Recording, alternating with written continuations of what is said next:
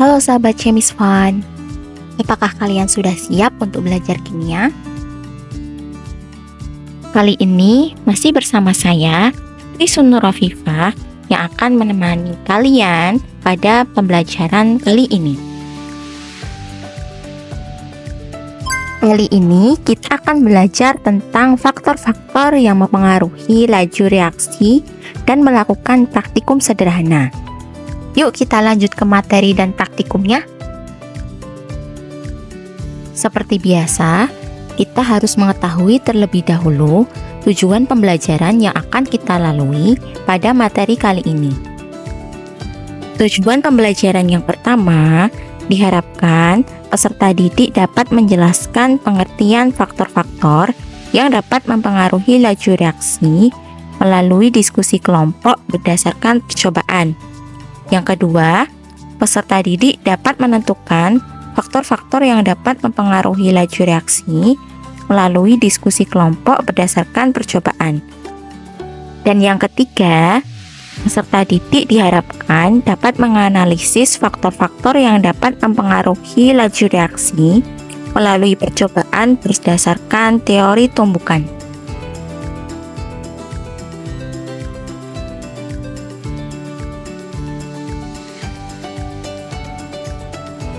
Kalian perhatikan 4 gambar berikut. Nah, sempatkah kalian berpikir mengapa peristiwa-peristiwa tersebut dapat terjadi dan cepat bereaksi seperti peristiwa besi berkarat tersebut?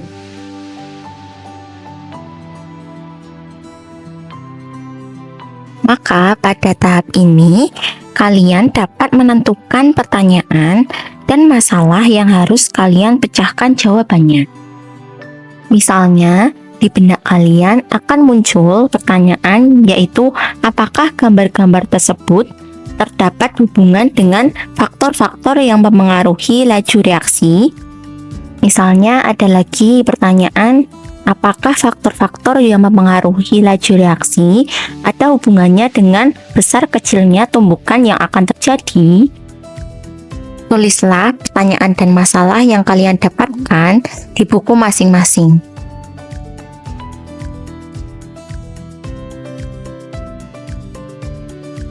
Setelah itu, kalian tentukan dulu jawaban sementara dari pertanyaan atau masalah yang telah disusun dengan mencari di berbagai sumber seperti buku, artikel jurnal, internet, dan sumber lainnya.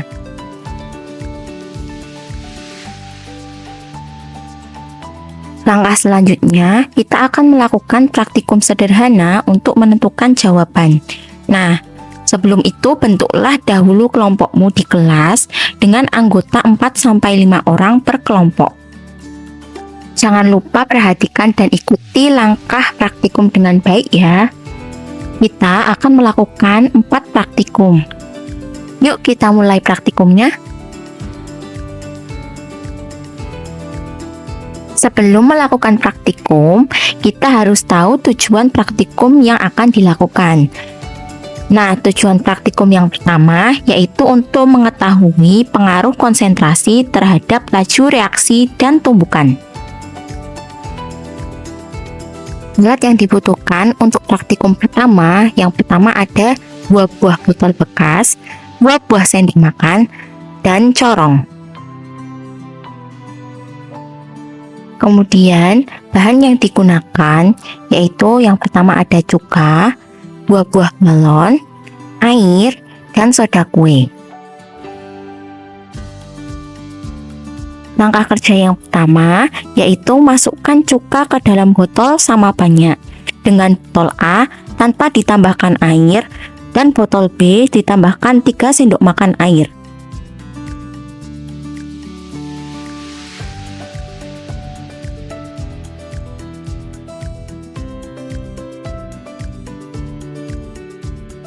Lalu, masukkan soda kue ke dalam kedua balon yang telah disiapkan masing-masing sebanyak 2 sendok makan.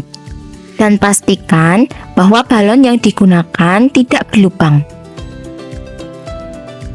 Setelah itu, pasangkan kedua balon pada kedua ujung botol dengan posisi balon menggantung.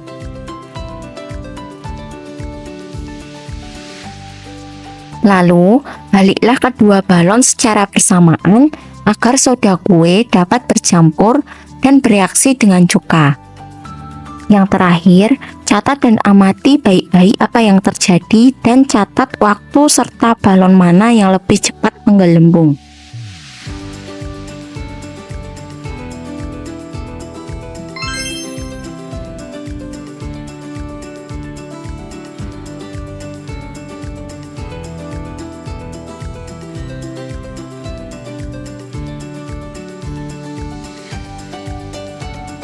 Pembahasan konsentrasi.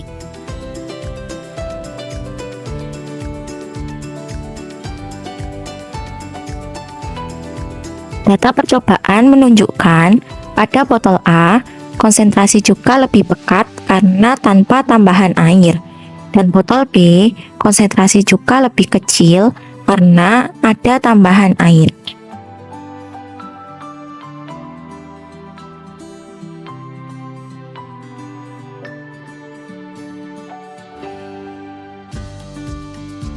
Dari percobaan, jika kita perhatikan, di dalam botol terdapat gelembung udara.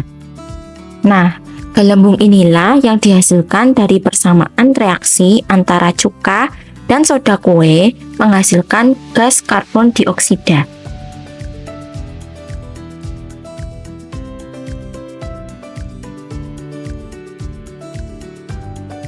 Maka, jika konsentrasi suatu larutan semakin besar, larutan akan mengandung jumlah partikel semakin banyak, sehingga partikel-partikel tersebut akan tersusun lebih rapat dibandingkan larutan yang konsentrasinya lebih rendah.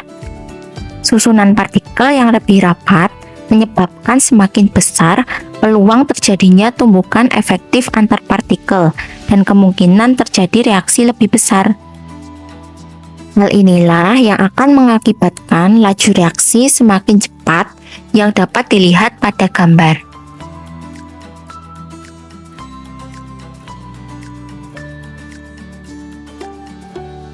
Tujuan praktikum yang kedua ini untuk mengetahui pengaruh gas permukaan terhadap laju reaksi dan tumbukan.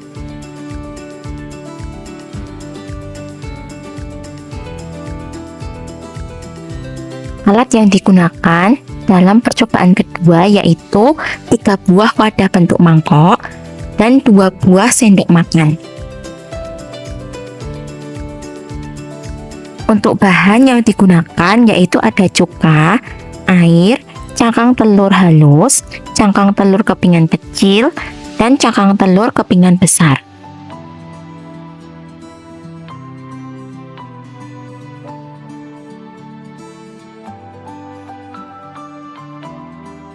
Langkah kerja percobaan yang pertama yaitu masukkan air sebanyak 3 sendok makan ke dalam masing-masing wadah.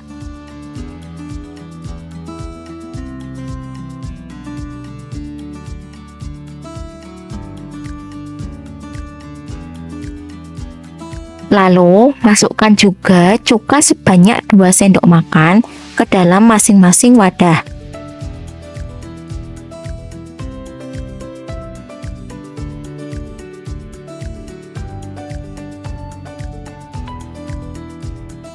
Lalu, masukkan 3 cangkang telur yang berbeda ke dalam masing-masing wadah. Dengan wadah A, yaitu cangkang halus, dengan wadah B, cangkang dengan kepingan kecil, dan wadah C, cangkang dengan kepingan besar.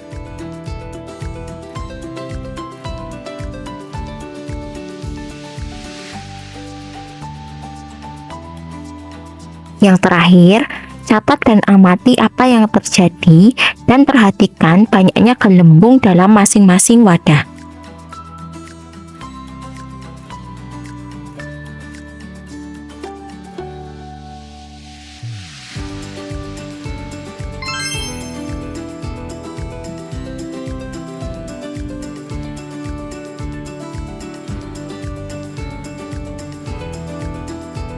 Pembahasan tentang luas permukaan.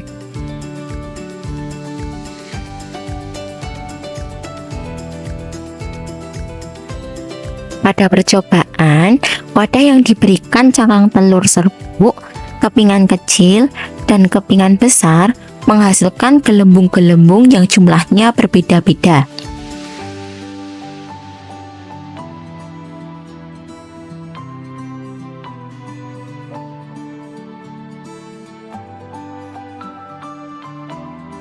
Nah, gelembung karbon dioksida inilah yang dihasilkan dari reaksi antara cuka dan cangkang telur karena asam cuka memiliki sifat untuk merusak beberapa zat seperti kalsium di dalam cangkang telur.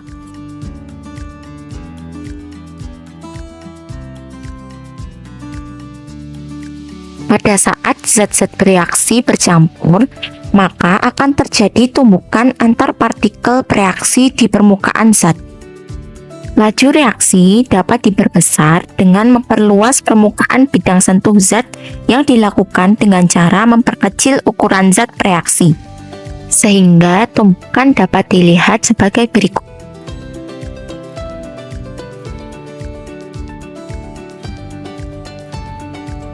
Oleh karena itu, semakin luas permukaan, semakin besar laju reaksinya, seperti yang ditunjukkan oleh grafik hubungan luas permukaan dengan laju reaksi berikut. Masuk ke praktikum ketiga. Tujuan dari praktikum ketiga ini yaitu untuk mengetahui pengaruh suhu terhadap laju reaksi dan tumbukan. Alat yang digunakan pada percobaan kali ini yaitu dua buah wadah berbentuk mangkok. Adapun untuk bahan yang pertama ada vitamin C, air suhu ruang, dan air dengan suhu panas. Masuk ke percobaan 3, langkah kerja yang pertama yaitu tuangkan air panas ke dalam wadah A dan air suhu ruang di wadah B sama banyak. Lalu siapkan 2 buah vitamin C. Masukkan kedua vitamin C ke dalam masing-masing wadah secara bersamaan.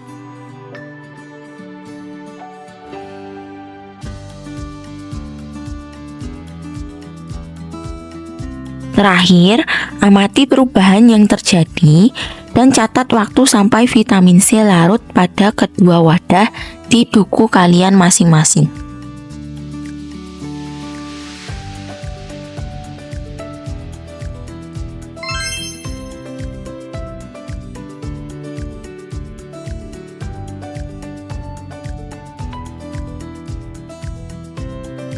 Pembahasan suhu pada laju reaksi.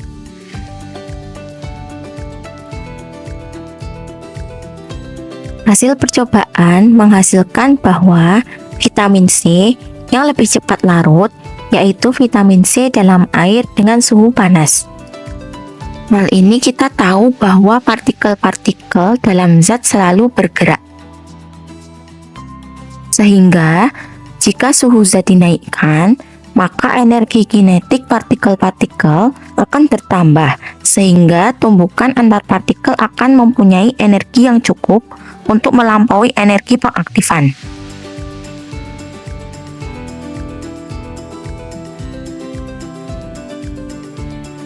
Hal inilah yang akan menyebabkan lebih banyak terjadi tumbukan yang efektif dan menghasilkan reaksi. Sehingga partikel dapat bergerak bebas pada suhu tinggi.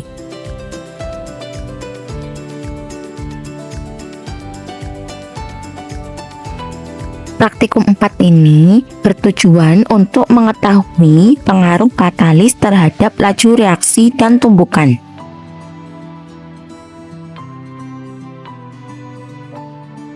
Nah, alat yang digunakan yaitu 2 buah mangkok dan 2 buah sendok makan. Sedangkan untuk bahannya, yang pertama ada air, cairan pemutih, cuka, dan 2 buah paperclip.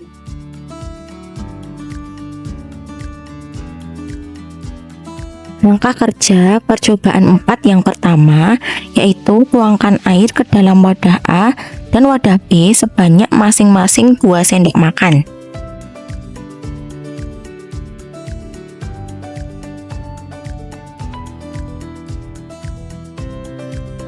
Lalu, masukkan ke dalam wadah A dan B cuka masing-masing 2 sendok makan.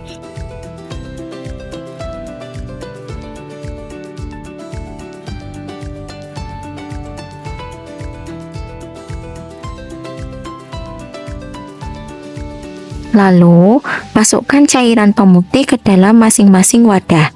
Dengan wadah A tidak diberi cairan pemutih dan wadah B diberikan 1 sendok makan cairan pemutih. Kemudian, masukkan secara bersamaan paperclip pada kedua wadah.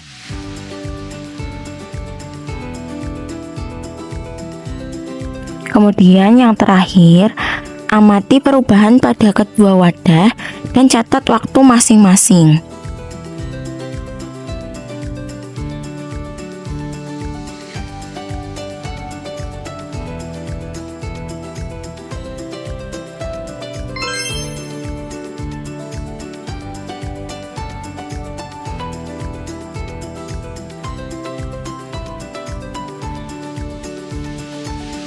Pembahasan katalis laju reaksi. Katalis adalah zat yang dapat menurunkan energi aktivasi, yaitu energi minimum yang diperlukan agar suatu reaksi kimia dapat berlangsung. Penambahan katalis ini dapat mempercepat suatu reaksi. Lalu, mengapa katalis dapat mempercepat suatu reaksi?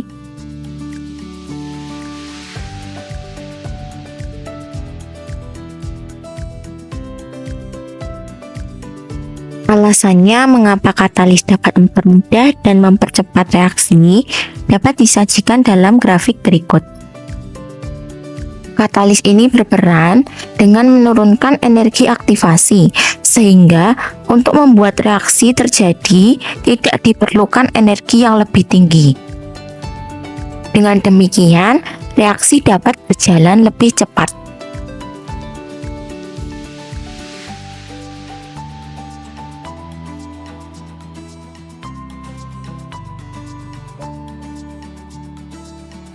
Dalam hal ini, reaksi perkaratan pada paperclip akan menghasilkan reaksi berikut, yang mana larutan pemutih akan bereaksi dengan cuka menghasilkan gas klorin yang sifatnya racun.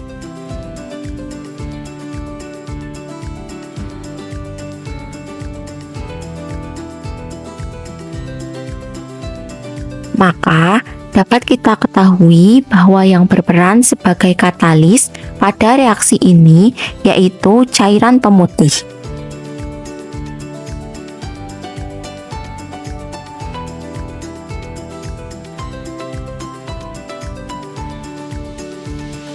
Nah, kita sebelumnya telah melakukan berbagai percobaan. Maka, cek kembali jawaban sementara yang kalian dapatkan dan cocokkan dengan hasil percobaan.